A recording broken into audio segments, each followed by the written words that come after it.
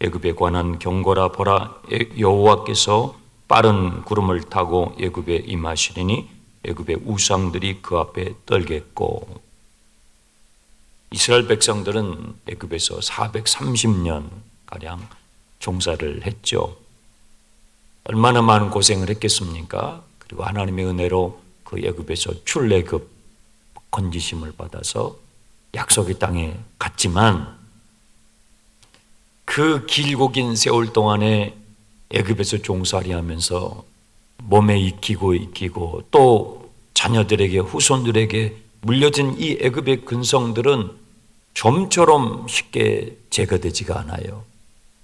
우리가 일제 36년 동안의 식민지 생활을 했어도 그 일제의 청산을 아직도 못 해가지고, 근데 430년 동안 있었으니 후손의 후손에까지 이 애굽의 근성이 깊이 뿌리 박혀 있어서 애굽을 싫어하면서도 애굽을 좋아하는 거예요. 이것이 죄의 속성이에요. 애굽을 싫어하는데 애굽을 좋아한단 말이에요. 거기서 구타를 당하고 압제를 당하고 짓밟힘을 당하고 노예처럼 그렇게 살았지만, 또 인생에 어려운 일들이 있으면 애굽을 의지하는 거예요. 애굽을 찾아가는 거예요. 애굽에게 도와달라는 거예요.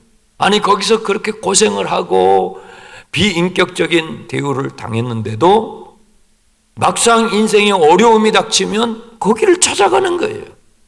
이 어리석은 모습이 바로 우리들의 모습이죠. 애굽 우상들이 많이 있었습니다. 하나님께서 모세를 통해서 이스라엘 백성들을 건지실 때에 10가지 재앙을 퍼부으셨는데, 그 10가지의 심판은 전부 애굽에 있는 우상들을 향한 하나님의 행동이었죠. 애굽은 우상들이 많았어요. 애굽의 근성을 버리지 못한 이스라엘 백성들이 금송아지를 만들었던 그것도 애굽에서 배운 거예요. 보고 배운 거죠. 그런데 하나님께서 이 애굽을 치실 것이다, 징계하실 것이다. 이게 뭐냐면 애굽에 대한 하나님의 열정이에요. 하나님의 사랑이에요. 하나님의 심판의 매는요, 그 대상을 향한 하나님의 어떤 보복이나 이런 것이 아니라 구원의 행위예요. 모든 열방을, 민족을 사랑하시는 하나님의 구원의 행동이, 그 죄를 그냥 놔두면 완전히 멸망당하니까 하나님께서 그렇게 행하시는데, 4절에 보시면요, 내가 애굽인을 잔인한 주인의 손에 붙이리라. 이 아수르 제국에게 애굽을 붙이겠다는 것이죠. 애굽보다도 더 강한 힘에게 맡겨서 그들을 하나님께서 일깨우시겠다는 것입니다. 그런데 16절 이하에, 19장 16절 이하에 놀라운 반전이 있어요. 아수르에게 맡긴다고 해서 사실 이 애굽이 하나님 앞에 돌이키느냐? 그렇지 않죠. 16절 이하에는 하나님께서 직접 애굽을 돌이켜 애굽의 큰 구원의 역사를 이루실 것을 말씀하시는데, 16절 그날에 애굽이 분요와 같을 것이라. 그들이 만군의 여호와께서 흔드시는 손이, 하나님의 손이 그들 위에 임해서 애굽을 흔들게 될 텐데, 17절 유다의 땅은 애굽 사람들에게 두려움이 될 것이요, 18절 애굽의 사람들이 가나안의 방언으로 히브리 말로 하나님을 찾게 될 것이고, 19절 그 애굽의 중앙에 하나님께 예배하는 제단이 세워지게 될 것이고, 심지어는 애굽의 멸망의 성읍이라고 할 만큼, 정말 멸망당해야 마땅한 성읍이라고 할 만한 그런 성읍도 하나님을 예배하고 하나님을 부르게 될 날이 올 것이다. 20절 한 구원자와 한 보호자를, 장차 예수 그리스도를 말씀하는 거예요. 한 구원자를 보내서 하나님께서 이 일을 행하실 것인데 21절 여호와께서 자신을 애굽 사람들에게 알려주시리라. 그래서요 어떤 일들이 일어나게 되냐면 23절에 그날에 애굽에서 아수르로 통하는 대로가 열려서 아수르 사람은 애굽으로 가고 애굽 사람은 아수르로 연결되어서 이스라엘이 애굽과 아수르와 더불어 이 셋이 세계 중에 복이 되리라. 그 앞부분은 하나님께서 아수르에게 애굽을 맡겨 그들의 우상을 깨뜨리고 그들이 하나님을 떠나서 저질렀던 그 죄에 대해 하나님이 징계하시지만 그 후반부에는 가해를 했던 아수르와 피해를 입었던 애굽이 서로 하나가 되고 서로 용서를 하게 되고 아수르와 그리고 애굽과 그리고 이스라엘이 온 세계에 복이 될 거라는 정말 믿기지 않은 피해자가 가해자를 용서하고 가해자는 피해자에게 용서를 받고 서로 한 해가 돼서 그리고 온 세계에 복을 끼치는 그런 어마어마한 상상할 수 없는 일이죠. 상상할 수 없는 일이 일어날 것이라고 하나님께서 예언을 하시는 것입니다. 어떻게 이것이 가능해요? 어떻게? 이 아수르는요 정말 잔인한 민족이거든요. 그 잔인한 민족에게 하나님께서 애굽을 맡기셔가지고 북이스라엘도 이 아수르에 의해서 멸망을 당하지 않습니까? 그런데 이 가해자와 피해자가 어떻게 이게 화해가 되겠냐고요. 어떻게 이게 하나가 되겠냐고요. 불가능하죠. 그 하나님의 방법이 20장에 나와 있어요. 20장은 소제목이 벌거벗은 선지자의 예표라고 되어 있습니다. 하나님께서 어느 날 20장 2절에 아모스의 아들 이사야 선지자에게 이렇게 말씀하셔요. 너는 너의 허리띠를 풀고 벌거벗은 몸이 되고 너는 맨발로 걷고 다녀라. 몇 년을요? 3년을 하루가 아니에요. 3년 동안 벗은 몸으로 벗은 발로 다니라는 거예요. 왜요? 왜? 뭘 보여달라는 거예요? 하나님께서 그렇게 해서 무엇인가를 전달하기를 원하시는 것이죠. 그것은 3절에 보시면 20장 3절 여호와께서 이르시되 나의 종 이사야가 3년 동안 벗은 몸과 벗은 발로 다니며 애굽과 구스에 대하여 징조와 예표가 되리라.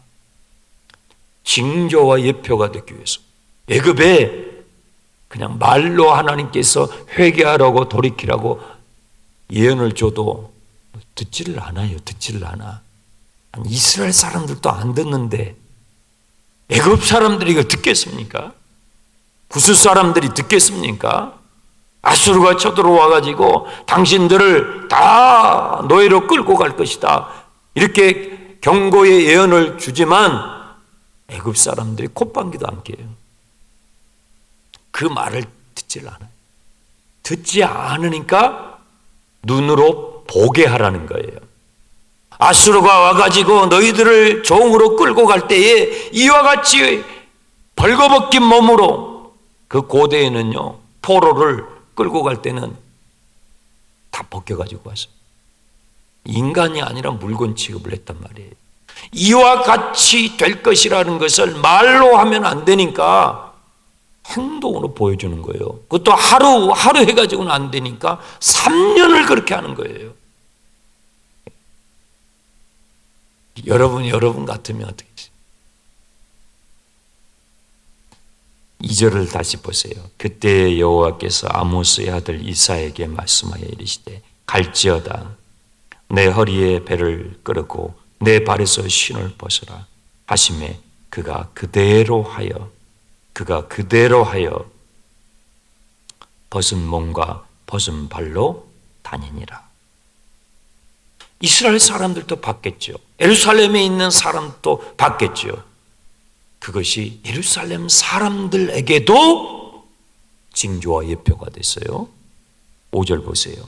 그들이, 여기서 그들은 앞에 이자가 자그마하게 되어 있죠. 밑에 내려오시면 이스라엘 사람들이 그 말이에요. 이스라엘 사람들이 자신들이 바라던 구소와 자랑하던 애굽으로 말미암아 이스라엘 사람들이 놀라고 부끄러워하게 될 것이라. 그날에 이 해변 주민이 애굽과 구스 사람들이 말하기를, 이스라엘 사람들이 말하기를, 우리가 믿던 나라 곧 구스와 애굽이 아수르 왕에게서 벗어나기를 바라고 달려가서 도움을 구하던 나라가 이와 같이 되었은즉 우리가 어찌 능히 피하리. 이스라엘 사람들이 그 벌거벗은 다니는 이 이사야 선지자를 보면서, 아니 우리가 의지하고 우리가 도움을 청하고 했던 애굽과 구스가 저렇게 된단 말인가? 그러면 우리는 누구를 의지해야 된단 말인가? 하게 될 거라는 거예요.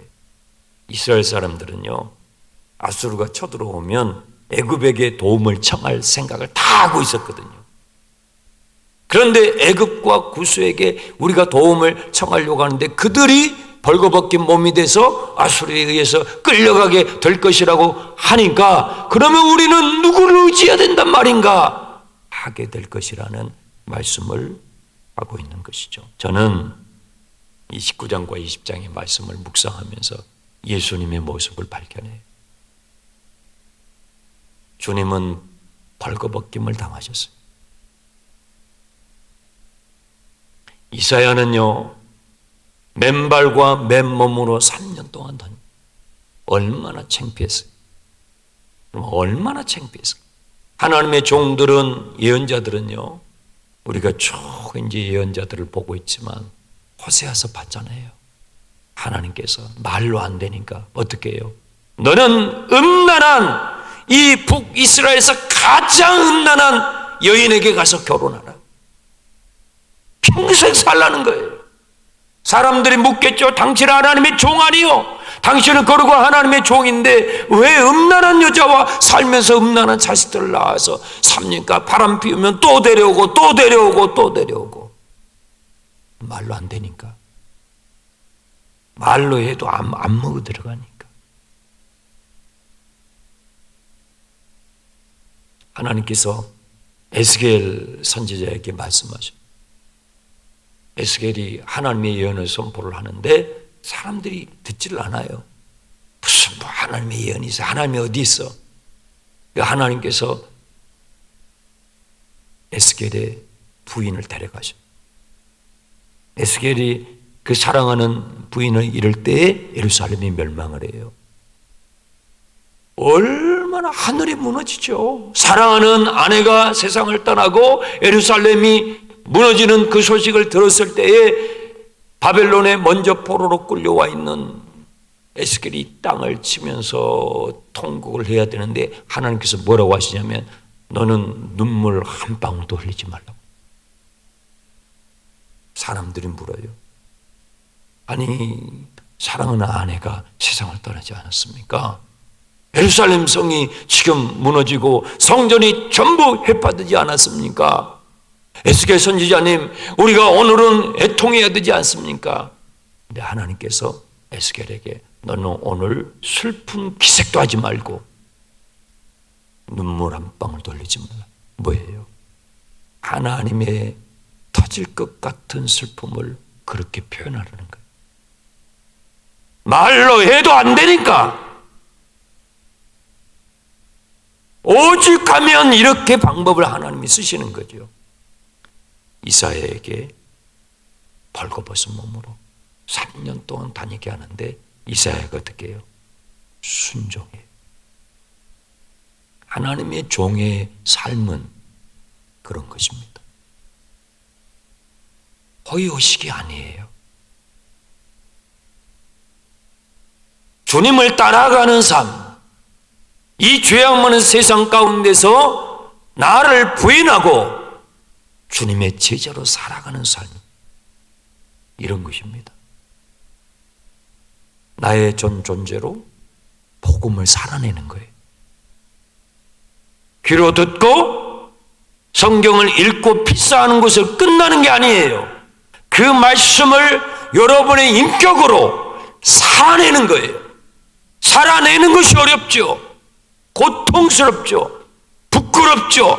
창피하죠. 그렇게 살아내야 되는 거예요. 여러분의 가정에서, 여러분의 직장에서, 교회에서 그렇게 살아낼 때에 구원의 빛이 드러나는 거예요. 하나님의 하나님 되심, 하나님이 얼마나 우리를 향한 그 하나님의 열정, 그 하나님의 사랑이 부족한 저희들을 통해서 이 세상 가운데서 드러나는 거예요. 저는 예수님의 모습을 봅니다. 채찍에 맞으시고 찢기시고 온몸이 터지시고 그 골고다를 향해서 십자가를 지고 가시는 예수님의 모습을 오늘 이 본문 말씀을 통해서 봅니다. 어떻게 가해자인 아수르와 어떻게 피해자인 애굽과 이스라엘이 하나가 될 수 있단 말입니까? 절대 불가능해요. 십자가를 통해서만 가능. 우리는 얼마나 하나님을 가해합니까? 우리는 얼마나 하나님을 짓밟습니까? 그런데요, 용서는요, 가해를 당한 분이 하는 거예요. 용서는 누가 해요? 가해자가 하는 게 아니에요. 가해를 당한 피해자가 할 수 있는 것이 용서예요. 피해자가 줄 수 있는 최고의 선물이 용서예요. 하나님이 그걸 우리에게 주시는 거예요. 오늘 성찬식을 할 거예요. 성찬식은요, 구원의 우물의 초청이에요. 용서의 생수를 마시게 해주시는 거예요. 내가 너희를 용서한다.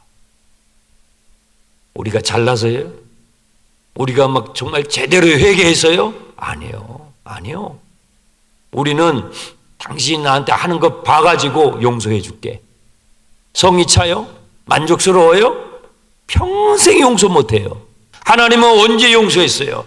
우리가 원수되었을 때, 하나님을 부르지도 않고 찾지도 않고 아예 하나님을 생각도 안 할 때에 하나님께서는요, 우리에게 독생자를 주십니다. 그래야 용서가 돼요.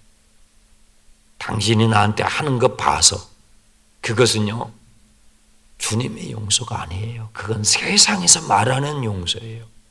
복음은요, 회개하는 신용도 안 해도 용서하는 거예요. 70번씩 7번 용서하는 거예요.